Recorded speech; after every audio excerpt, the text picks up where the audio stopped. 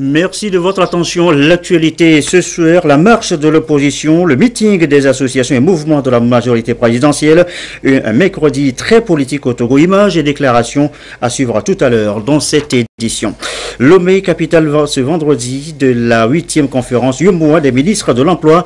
Une rencontre préparée depuis ce matin par les experts. 2 jours de travaux pour eux avant la conférence ministérielle. Et puis de la photographie pour parler paix, cohésion sociale, vivre ensemble. Message véhiculé par l'association Ville Bleue en exposition à Dapan. Nous irons sur place. Voilà, madame, monsieur le sommaire, bienvenue. Bonsoir à tous. Direction d'abord le palais de la présidence de la République. Le président Faure Gnassingbé a reçu ce matin l'homme d'affaires nigérien Aliko Dangote. Les 2 hommes ont évoqué entre autres sujets la création d'emplois, la réduction de la pauvreté avec en ligne de mire les secteurs agricoles et miniers. Les précisions de l'homme d'affaires au micro de Gérald Agoudou. We had a very good meeting, and we also discussed about, cement. Nous avons eu de fructueuses rencontres avec des conseillers et ce matin nous avons échangé sur le secteur agricole, plus précisément les fertilisants ou les engrais. Nos échanges ont également porté sur le secteur de la cimenterie et comme vous le savez, c'est l'un des domaines d'affaires que nous avons réussi, ce que nous avons même étendu ici à Lomé. Mais nos échanges se sont beaucoup plus appesantis sur le secteur agricole juste parce que quand on prend aujourd'hui l'Afrique de l'Ouest, beaucoup de produits agricoles sont importés, le sucre, le riz, etc. Donc nous devons chercher des opportunités pour développer ces genres d'initiatives chez nous ici. Au Nigeria, par exemple, nous avons un vaste marché qui peut nous servir dans ce sens. Le monde agricole est aujourd'hui porteur de nombreuses opportunités d'emploi. Je n'ai pas le chiffre exact de votre démographie ici, mais si nous prenons par exemple le Nigeria, plus de 65% de la population est jeune, alors que chaque année, nous enregistrons de nouveau 6 millions de naissances. Donc imaginez notre défi en termes de création d'emplois. Et si on veut créer de l'emploi aujourd'hui en Afrique surtout, il faut obligatoirement passer par l'agriculture car il n'y a pas de perte dans ce secteur. Et chaque produit a un marché. Je suis très ravi de cette rencontre avec le chef de l'État et je pense revenir dans les prochaines semaines pour mûrir nos idées, ce qui va nous permettre de définir le produit ou la culture qui convient à chaque espace donné avec l'aide des experts en agronomie. Ou planter le riz, la canne à sucre, le voandou, le haricot, etc. Ce sont des produits à haute valeur économique. Ces produits peuvent réussir ici. Chez nous au Nigeria, le maïs réussit peu, contrairement au Togo. En cas de besoin, au lieu d'importer ces produits des États-Unis d'Amérique par exemple, c'est mieux de s'approvisionner entre nous, États membres de la CEDEAO. C'est l'un des objectifs de cette communauté. Que les grandes nations aident celles qui sont en voie de développement. Et tel que j'en ai discuté avec le chef de l'État, son Excellence M. Faure Gnassingbé, dans 2 à 3 ans, le Nigeria aura une population de 200 millions d'habitants. Donc, tout ce que vous produirez ici, vous n'aurez plus besoin de chercher des débouchés ailleurs, car la CEDEAO des peuples garantit la libre circulation des biens et des personnes. Et si tous ces mécanismes sont mis en œuvre, la majorité de la population aura de l'emploi, sauf ceux qui n'ont pas la volonté de travailler. Voilà la déclaration de l'homme d'affaires Dangote reçue ce matin par le président de la République. Et cet après-midi, c'est avec une délégation du Greek Maritime Group que le chef de l'État a échangé. Cette délégation prend part à Lomé à la 4e réunion du Haut Conseil pour la mer. Écoutez le chef de la délégation, Georges Glaras, c'est son nom. Il est au micro, lui aussi, de Gérald Agoudou. I had the opportunity to have a very serious meeting with His Excellency, Nous avons eu l'occasion d'avoir une très sérieuse rencontre avec le chef de l'État. Nos discussions sont relatives au développement du secteur maritime. Je peux dire que je suis très satisfait d'avoir entendu que l'une des intentions du chef de l'État, c'est le développement significatif de ce secteur. Nous avons évoqué de différents paramètres très pratiques dans ce sens. Et comme notre groupe est spécialisé dans le secteur maritime, nous sommes invités à la réunion du Haut Conseil pour la mer qui s'ouvre demain. Et quand on parle de la Grèce, on fait référence à un pays maritime. Donc nous sommes très honorés d'être à Lomé. To participate in the tomorrow session. Il est 20h06. On en vient maintenant donc à la politique intérieure. Lomé ce matin, ce mercredi, au rythme des marches, à l'appel de l'opposition. Elle réclame la réforme constitutionnelle et institutionnelle. Image ici à Lomé et à Dapan, le récit Robert Poitogbe, Augustin Kossi, Désiré à la rue.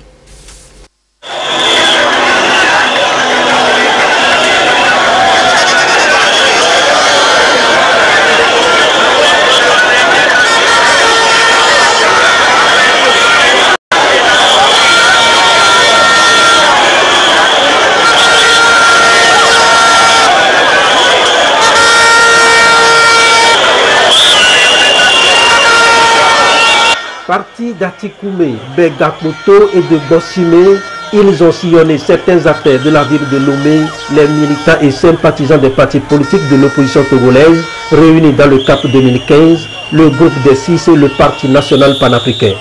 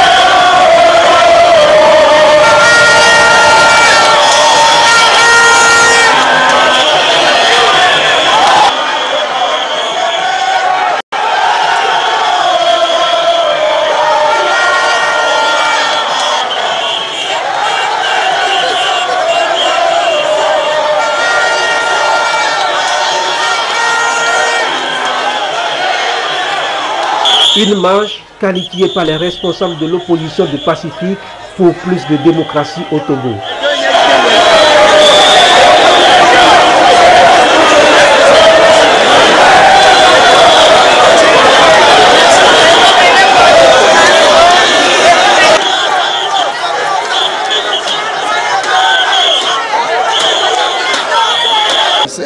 C'est pour obtenir les réformes.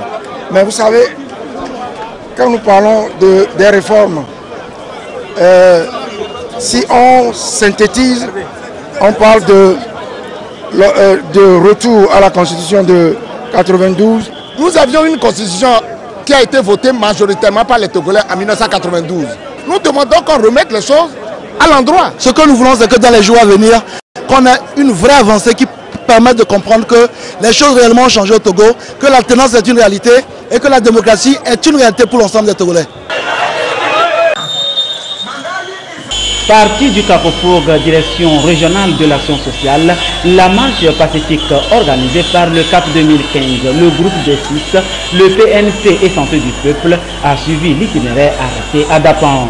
Direction action sociale, ancienne douane, montée centrale et le stade. Une marche qui a eu pour point de chute donc devant le stade. Dire aujourd'hui à la population de Dapan et à la population de tout le Togo que nous avons marché à Dapan dans la paix et la sécurité, que nous avons marché avec joie, avec plaisir. Ces manifestations sont rien que la réclamation de la révision constitutionnelle et institutionnelle. À Kanjouad, le CAF 2015, le groupe des 6, le PNP et Santé du Peuple a aussi organisé une marche pour les mêmes revendications.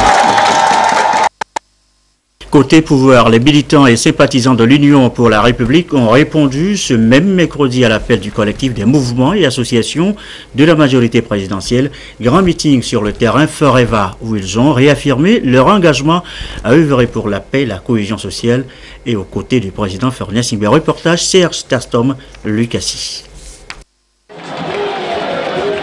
Les militants et sympathisants de l'Union pour la République UNIR, regroupés dans le collectif des mouvements et associations de la majorité présidentielle, se sont réunis ici pour échanger sur les valeurs de cohésion sociale, de tolérance et d'unité nationale, des valeurs chères au Togo et qui doivent être préservées et renforcées.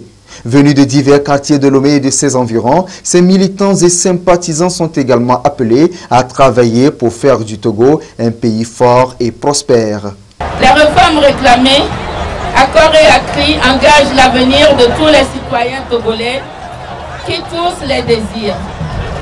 Les réformes, oui, mais dans un large consensus, concentrons-nous sur l'essentiel. Consolidons la paix et le développement. Faisons des réformes dans un esprit de dialogue. Encourageons tous le président de la République, Son Excellence M. Faure Gnassingbé, pour des réformes dans la paix. Cultivons la paix et nous récolterons le développement. Déjà, dans la perspective de consolider la dynamique des réformes, un avant-projet de loi visant la révision constitutionnelle en ses articles 52, 59 et 60 a été adopté par le gouvernement lors du Conseil des ministres du 5 septembre dernier. Dans ce contexte, le collectif des mouvements et associations de la majorité présidentielle réaffirme son attachement au calme, à la sérénité et à la normalisation. Et dans la foulée, ce communiqué du président de l'Assemblée nationale, il informe les députés que conformément à l'article 55, alinéa 8 de la Constitution, la première session extraordinaire de l'année s'ouvrira le mardi 12 septembre 2017 à 9h au Palais des Congrès, siège de l'Assemblée nationale. Autre sujet évoqué ce soir, l'emploi, la formation professionnelle. C'est une préoccupation majeure dans la zone UEMOA. Les experts sont d'ailleurs à Lomé où ils préparent depuis ce matin la 8e conférence des ministres chargés justement des questions d'emploi et de formation. Réunion ce vendredi à Lomé. Marceline Chakpala, Nathalie Panengui. Ces experts venus des 8 États membres de l'UEMOA tiennent leur deuxième réunion préparatoire en prélude à la 8e conférence des ministres en charge de l'emploi et de la formation professionnelle de l'espace communautaire. Elle aura lieu le 8 septembre prochain à Lomé. C'est pour jeter de façon définitive la base juridique et stratégique de relance des activités communes afin de relever d'ici peu les défis de sous-emploi, du chômage et de la pauvreté. Aujourd'hui, il s'agit de faire le point des engagements pris par les uns et les autres depuis l'année dernière, de voir l'état ou le niveau de mise en œuvre et de réalisation de ces engagements, de déterminer d'autres engagements sous forme de recommandations que les ministres vont adopter. Il y a un événement majeur. L'événement majeur de Lomé, c'est le lancement officiel d'une plateforme de mutualisation des ressources et des outils de l'enseignement technique et professionnel. C'est-à-dire que chacun des pays va mettre en commun les ressources, les ingénieries de formation et le tout sur une plateforme numérique pour créer ce que nous appelons le marché de la mutualisation. Déjà, la première rencontre tenue au mois de mai avait permis de dégager quelques pistes de solutions devant contribuer à la mutualisation des ressources et des outils de formation professionnelle ainsi qu'à la promotion de l'emploi dans chaque État membre. À cet effet, vous avez adopté et validé la thématique de la 8e conférence des ministres, échangé sur les bonnes pratiques en matière de promotion d'emploi en cours dans chacun des États membres, amendé et validé l'avant-projet de plateforme de mutualisation des outils et ressources de la formation professionnelle dans l'espace UEMOA, et enfin étudier le projet de protocole d'entente pour la mutualisation des outils et ressources de formation et d'insertion professionnelle. Vous veillerez dans vos analyses et suggestions à mettre un accent particulier sur les difficultés des États membres à faire face individuellement aux défis liés à l'emploi et à la formation professionnelle. Ce sont ces différents documents qui seront adoptés ce vendredi par la 8e conférence. Cette deuxième rencontre permettra donc de mieux cibler et d'adapter les mécanismes de mutualisation. L'emploi encore a signalé le lancement des travaux du centre professionnel de Dédomé, c'est dans le Gou. C'est un centre qui va œuvrer pour l'insertion socio-professionnelle des jeunes. Les précisions dans ce reportage de Sylvain Aboudou.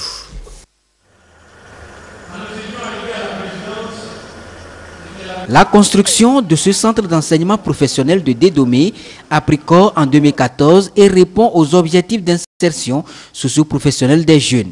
L'initiative est de l'ONG Dédomé, pilotée par le père Franck, missionnaire à Lugano en Suisse.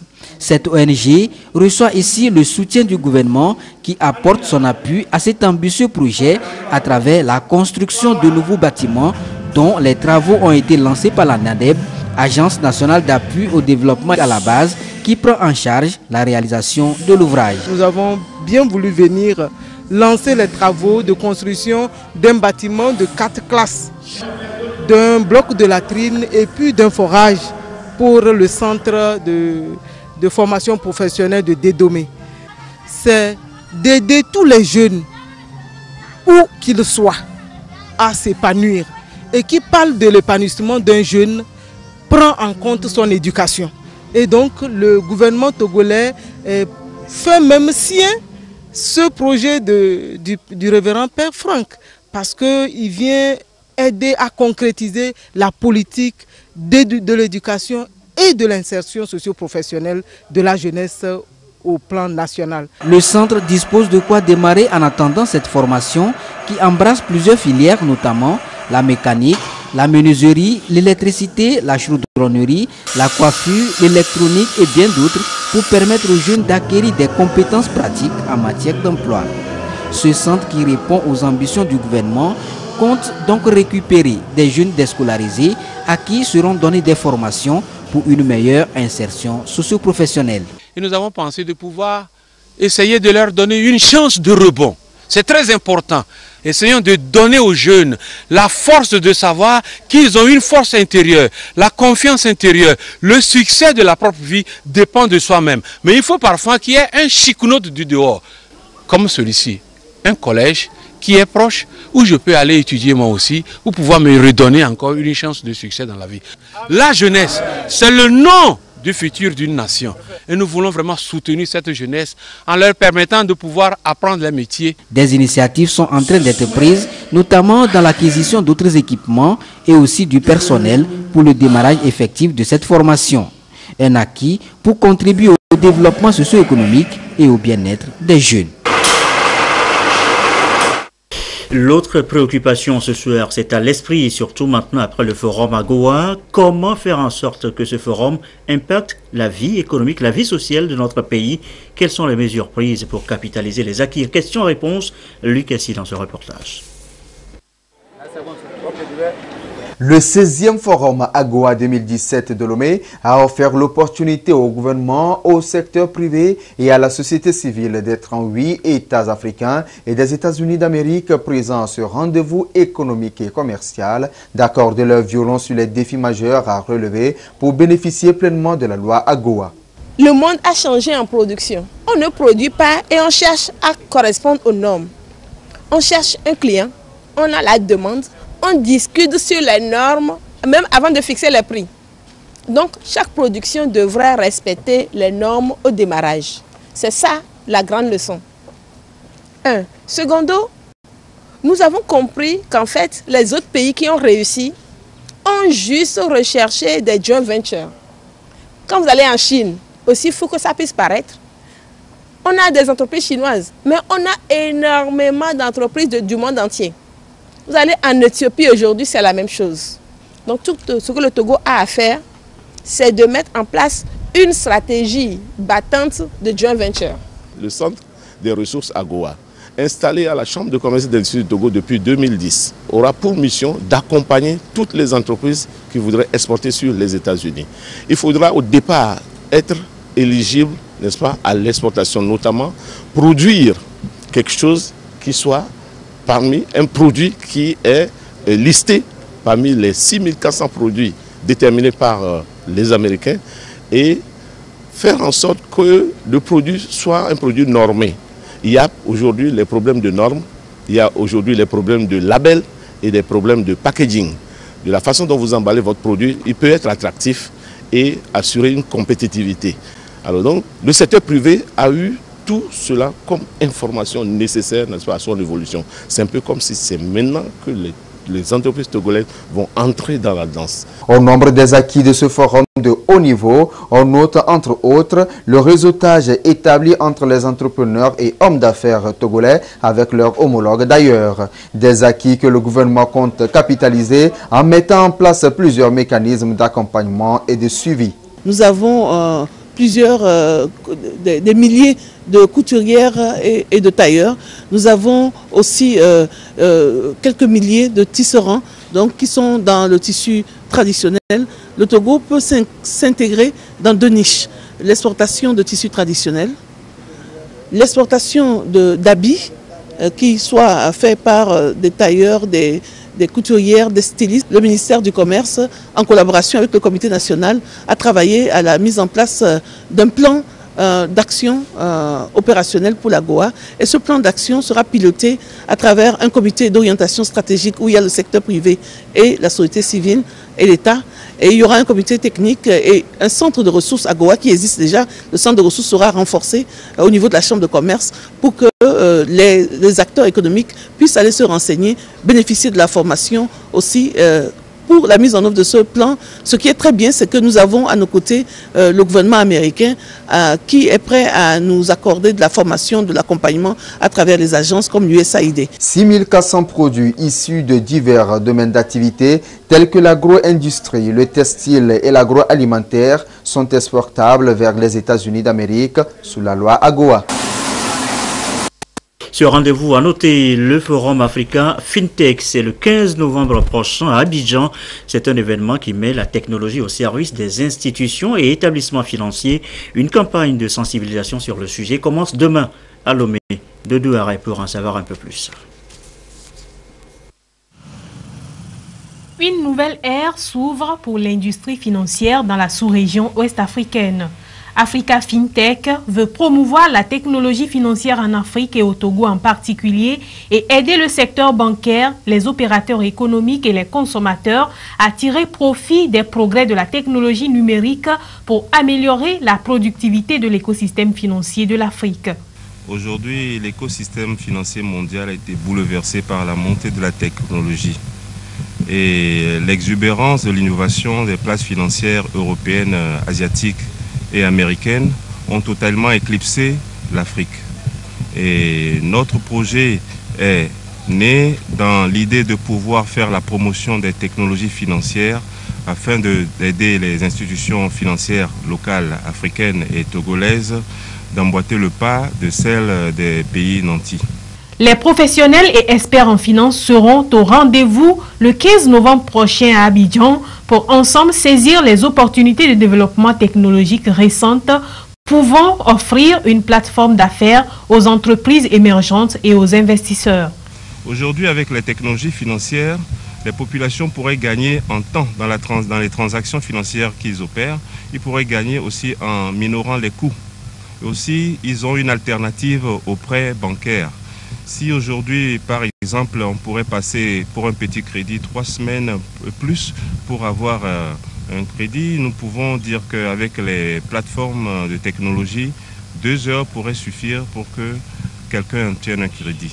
Notre rencontre de demain va sensibiliser les acteurs de l'écosystème financier togolais, les sociétés de télécommunications et les sociétés de technologie, ainsi que les start-up qui existent déjà sur le terrain, sur l'importance de la technologie financière dans la nouvelle donne économique.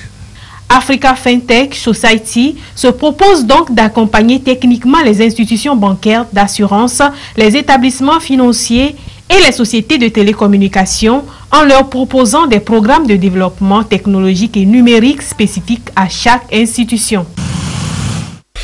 Également dans l'actualité, cette nouvelle campagne WILDEF Togo sur le foncier, campagne en direction des femmes. Sandra Ziagbe, Carmen Madji-Jakapou. Au Togo, les femmes représentent 51,4% de la population et 53,3% de la population agricole active. Elles participent à plus de 46% au PIB selon les résultats du 4e recensement général de la population et de l'habitat. Cependant, leur droit à la terre se trouve souvent bafoué. Des actions sont donc menées depuis quelques années pour revoir la gouvernance foncière du pays pour une véritable inclusion des femmes. À cette rencontre, WILDEF Togo veut justement amener les acteurs concernés à mieux s'engager pour l'effectivité de l'accès de la femme à la terre. Il faudrait qu'on mette des garde-fous, qu'après un jugement, que la femme puisse réellement avoir accès à cette terre-là. Que ce ne soit pas des trucs qui s'arrêtent à ce niveau et un jour, quand la femme disparaît, les enfants se retrouvent dans la nature. Si nous devons vivre et rentrer dans nos droits en tant que femmes, nous avons droit à certaines choses. Par exemple, nous avons droit à la terre pour pouvoir survivre. Même si nous nous battons pour nos droits, nous devons avoir accès à l'essentiel pour pouvoir survivre parmi les hommes. La fondation Konrad Adenauer soutient depuis 2 ans WILDEF Togo pour parvenir à un changement de mentalité. Si les femmes accèdent véritablement à la terre, elles pourraient contribuer à augmenter la production agricole et par-delà réduire l'insécurité alimentaire et réduire la pauvreté. Aujourd'hui, pour la fondation Konrad Adenauer, c'est de se mettre avec tous les acteurs qui s'impliquent dans cette problématique de l'accès de la femme à la terre. Ces assises permettront aux acteurs de formuler des recommandations au gouvernement et à l'ensemble des acteurs afin de trouver une solution définitive et durable qui puisse remettre la femme dans la pleine jouissance de ses droits. Le travail des enfants évoqué aussi ce soir, ça reste un souci majeur pour l'Organisation internationale du travail. Elle lance bientôt à Lomé sa campagne 2017-2018 contre le phénomène. L'annonce a été faite hier après-midi en conférence de presse. Quoi sigler, Rachel Aokou. 4 jours pour amener les femmes à sortir de l'amateurisme, de la malorganisation et de la mauvaise gestion de leur commerce. C'est ce à quoi répond cette formation initiée à l'endroit des femmes membres de bureaux des associations des femmes commerçantes de Kara et de Lomé. Elles ont été sensibilisées sur le leadership, la vie associative, l'esprit d'équipe et la mobilisation des ressources. La formation a été une bonne initiative. Parce que nous autres qui prenons la relève avons été à l'école, contrairement à nos parents. Mais nous sommes rentrés dedans comme ça, sans formation, et on ne savait pas trop comment s'y prendre pour un bon rendement. Suite à cette formation, nous avons appris comment former des associations. Nous avons appris et compris ce que c'est que le leadership. Et franchement, ça nous a vraiment plu parce que on nous a permis de comprendre en fait sur le plan intellectuel ce que nous sommes en train de faire en fait au marché. Les choses ont été faites avant d'une certaine manière. Maintenant, pour cette reconstruction, non seulement le marché sera reconstruit, mais il est question aussi de bâtir les femmes, de leur donner les moyens de continuer dans un esprit nouveau, surtout pour accroître leur rendement. C'est dans cet esprit que nous avons apprécié cette formation et nous les avons encouragés aussi à venir participer à cette formation. La formation est organisée par le ministère du Commerce et de la promotion du secteur privé avec l'appui de la Banque africaine de développement BAD et vise à professionnaliser le secteur. Nous attendons qu'à l'issue de ces formations, les associations soient amenées à offrir de meilleurs services à leurs membres afin de les aider à être plus actifs au sein de l'association comme dans leur activité personnelle. Cette formation s'inscrit dans la mise en application du projet d'appui à la reconstruction des marchés et aux commerçants de Kara et de Lomé. Plus de 40 femmes commerçantes des deux marchés ont pris part à cette formation. En lieu et place du travail des enfants, de la campagne de lutte contre ce travail, eh bien, vous avez suivi cette formation pour femmes pour les amener à mieux structurer et moderniser leurs activités commerciales. Nous reviendrons sur le travail des enfants dans de prochaines éditions. L'actualité à l'étranger, l'ONU au chevet de la paix, c'est à l'unanimité que le Conseil de sécurité a voté hier des sanctions à l'encontre de ceux qui entravent le processus de réconciliation au Mali. Regardez. De voter à l'unanimité une résolution pour garantir le processus de paix au Mali. Un texte rédigé sous l'impulsion de la France. Les sanctions votées au Conseil de sécurité de l'ONU doivent permettre de consolider le cessez-le-feu violé à plusieurs reprises dans le pays. Les avancées obtenues, aussi satisfaisantes qu'elles soient, se heurtent à un certain manque de volonté politique ainsi qu'à des agissements qui menacent sérieusement les progrès réalisés.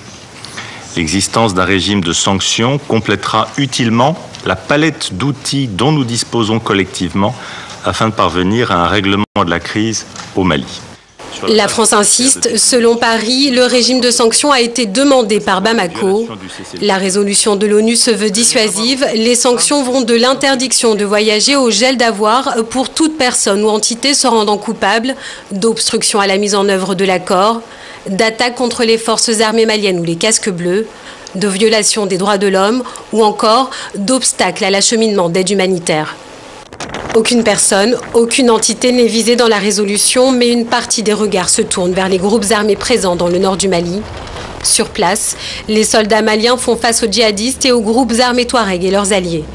En juillet dernier, des combats violents avaient éclaté en dépit du cessez-le-feu. Pour stabiliser le territoire, une force envoyée par le G5 Sahel doit se déployer dans la région. Cela dit, retour chez nous dans le reste de l'actualité, le concours d'entrée à l'École nationale des formations sociales. Les épreuves ont démarré ce matin. 1011 candidats composent. Robert Potagui, Ferdinand Kiassoua. Ils sont 1011 candidats, dont 547 du sexe féminin, à concourir pour leur entrée à l'École nationale des formations sociales de Lomé. Un concours à l'issue duquel 100 candidats, dont 50 pour le cycle 1 et 50 pour le cycle 2, seront retenus pour une formation de 3 ans. Ce matin, la ministre de l'Action sociale et son collègue de l'enseignement technique et de la formation professionnelle se sont rendus au centre d'écrit de Lomé-Tocoin, l'un des 5 centres d'écrit, pour constater l'effectivité du démarrage des épreuves. Ce concours, nous l'organisons pratiquement chaque année. Et lorsque nous sortons, nous venons encourager les candidats. Nous venons leur demander de garder leur calme pour pouvoir bien affronter les épreuves. Lorsqu'ils sont recrutés, ils peuvent servir dans pratiquement toutes les administrations. Ils peuvent être recrutés dans tous les ministères. Ils peuvent également être utilisés dans les organisations de la société civile, dans les organisations de développement, dans les organisations internationales. Ces candidats sont destinés à subir une formation professionnelle. C'est une formation qui les prépare à l'exercice d'une profession et c'est d'ailleurs l'intérêt puisque c'est des agents qui s'occupent de tout ce qui touche à la société. Et nous sommes venus les encourager pour qu'ils puissent d'abord réussir ce concours et suivre la formation et devenir de bons agents pour notre pays. L'École nationale des formations sociales a ouvert ses portes pour la première fois en 1965. Elle forme des agents de promotion sociale pour le cycle 1 et des cadres supérieurs de développement social pour le cycle 2. Pour y accéder, les candidats doivent être titulaires soit du BEPC pour le cycle 1, soit du Bac 2, toutes séries confondues pour le cycle 2. À ce jour, cette école a formé plus de 1000 agents de promotion sociale et plus de 500 cadres supérieurs de développement social. La photographie à Dapon pour parler paix, cohésion sociale, vivre ensemble, une initiative de l'association Ville Bleue sur laquelle nous reviendrons dans nos prochaines éditions. Ce communiqué, avant de refermer la présente, communiqué du président de l'Assemblée nationale, il informe les députés que conformément à l'article 55 alinéa 8 de la Constitution, la première session extraordinaire de l'année s'ouvrira le mardi 12 septembre 2017 à 9h au Palais des Congrès, siège de l'Assemblée nationale. Et voilà qui met fin à cette édition du soir. Merci à vous qui nous suivez ce soir encore sur la télévision togolaise et comme d'habitude et toujours fidèlement. Excellente soirée.